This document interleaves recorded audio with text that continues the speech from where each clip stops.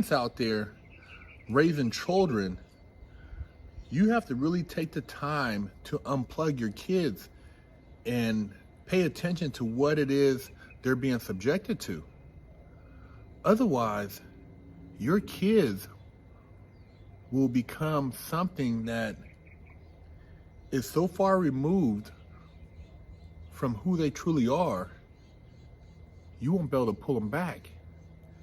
And it will take years and years of therapy for them to actually live what will be considered part of a normal life. But what is normal these days? The Matrix is real. The Matrix also impacts adults. I've seen it in prison. The best example I can give in prison is the programming for everybody to just